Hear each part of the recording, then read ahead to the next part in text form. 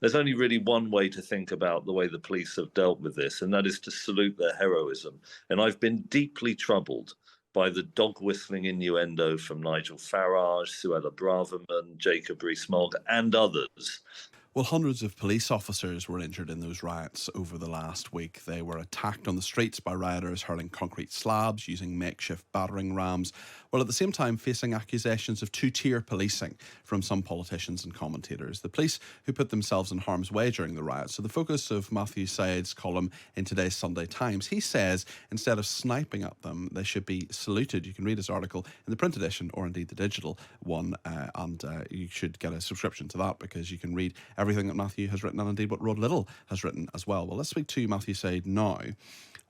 Matthew, it's been really interesting. You're saying that we should lionise them, that they should be heroes. And I pretty much agree with that. But it's interesting that there has been so much criticism. And you've called in your column the two-tier nature, the fact that there's a two-tier, or the thought that there is a two-tier aspect to this. In fact, we've heard of two-tier Keir and various criticisms that have been made of him. You've called this Faragist nonsense. Tell us your thinking behind that, Matthew. Good morning, Peter. Good morning. I went up to Southport the day after the first riot and talked to police officers on the corner by the mosque that had been attacked so violently by effectively a baying mob, and spoke to the police officers, some of whose colleagues had been there the day before, a couple of days before, when the murderer ran rampage through the dance class where 3 young girls were murdered that triggered all this. And then the following day, they'd come out to defend the mosque against riots. And I remember thinking of the courage and bravery, but also the good humour of the police officers on the street trying to reassure the public, doing their duty. Clearly, people with a deep sense of vocation and commitment to the job. And then, of course, the riots spread. I don't know, Peter, if you've seen the cam footage of the police officers in Merseyside behind, steadfastly standing shoulder to shoulder as fireworks and petrol bombs and rocks are hurled at them, trying to defend the streets, trying to defend the public, trying to defend the sense of law and order.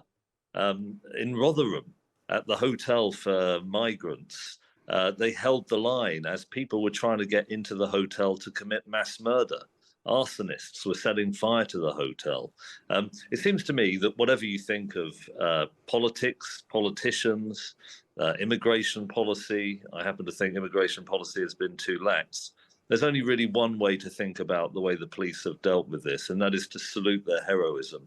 And I've been deeply troubled by the dog whistling innuendo from Nigel Farage, Suella Braverman, Jacob Rees-Mogg, and others, that, as Mogg put it, they've lost their sense of purpose. At the very time they were defending our streets and taking on injury. The same with Farage, with this nonsense of two-tier policing. We'll talk about it. Probably that's already too long an answer, but I've been genuinely shocked and angered by the right wingers. There are some, of course, who look at what happened in Leeds a few weeks ago in Hare Hills and say that the approach was perhaps slightly different. And I wonder, actually, if I could ask you about whether you see a distinction between those on the front line who are doing what they're told and holding the line, and senior management of policing, which is often forced or asked or decides perhaps to act in different ways and perhaps with an element of politics with a small p in there. I've looked at some of these examples where the police have been determined by people outside the police force who are not on the front, not even in the control room, trying to make decisions in real time, unaware of the resources available to them, unaware of how a different course of action may have led to different consequences. I definitely think that police, like all other public servants, should be questioned. If operational decisions have been made which have been mistaken, that should be learned from. But what we've had is something much worse than that, which is cherry-picked examples to try and portray the idea on the right that the police are anti-white, and on the left that they're institutionally racist and anti-black. seems to me that they can't be.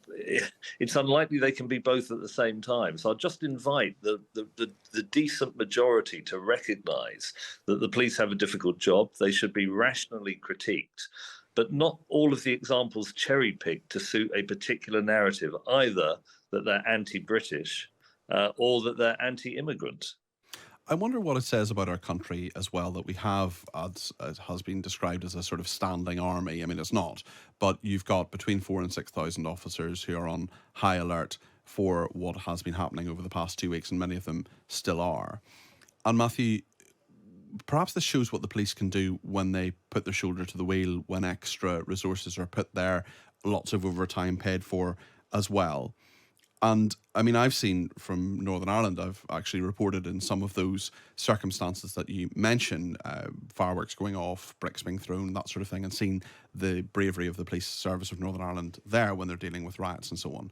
But I wonder, in terms of putting forward and putting the shoulder to the wheel, essentially, that we've shown what the police can do in the last couple of weeks and actually right across the justice system. And surely there will be pressure for that momentum to be kept up, especially as there are, for example, backlogs in the justice system, but also many problems in terms of the amount of time police spend on the beat solving crime rather than doing what many people would not see as traditional police work. I definitely think we need higher productivity in the public services, and I'd include the police, the National Health Service, and other areas of the state, if you like. But I just wanted to perhaps push back a little, Peter, on one of the implications of the question, that maybe the police, what this example shows is the police haven't been working hard enough. It is possible that sometimes we need our public servants to work a bit harder and show more commitment. But the other part of your question, I think, got at the heart of it, which is that structurally, they're understaffed. The police numbers, as you know, were cut by the Conservatives, and sometimes they've been asked to prosecute crimes that are less important than others that the public might wish them to prosecute. In other words, often the problems are systemic rather than individual police officers coasting. I think most of them are very determined to do a good job and are held back by barriers that are put in their way, administrative, bureaucratic, policy. I don't doubt there are some who are coasting. That's true of journalism, by the way, and radio presenting and Surely mild not. sport.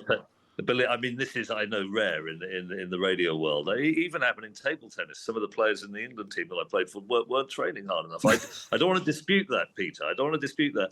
But I do think in the case of the police, the vast majority are not racist, either against white people or against black people. Most of the senior commanders are neither of those things. They go into the force to do a good job.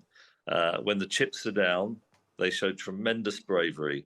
And I think it is, the radical left used to try and undermine faith in institutions because they really wanted to bring the edifice of society crashing down so they could replace it, as I say in the column, with an egalitarian utopia. Now I see this is the domain of the hard right, subtly undermining faith in the police in an unfair way, in the same way that the MAGA crowd in America, Donald Trump's crowd, seek to undermine faith in democracy by saying that the certifiers and the people who count the ballots were lying and part of a conspiracy, something that has been refuted by the courts. But then, of course, they say the courts are biased. Down that road, genuine terror lies. Okay. And I want to see our politicians holding the line, backing the police where necessary. Matthew, thank you. That's Matthew Syed. He is a columnist for the Sunday Times. You can read his column today on the police, either in the paper or with your digital subscription. And it's really interesting, actually. I've spoken to a lot of retired officers, some quite senior. They sometimes lament the quality of the leadership, and there are questions to be asked, of course, of leadership, and we should hold our feet to the fire. But at the same time, I think Matthew's right in that there are so many police officers, not all of them, but so many police officers who've really done a tremendous job under very trying circumstances and often exceptional circumstances in the last couple of weeks. Yeah, and some of them quite inexperienced who weren't sort of policing in 2011 when we saw similar riots. This might have been their first experience of mass disorder like we've seen. We've got 6,000 riot police who were mobilised across the UK.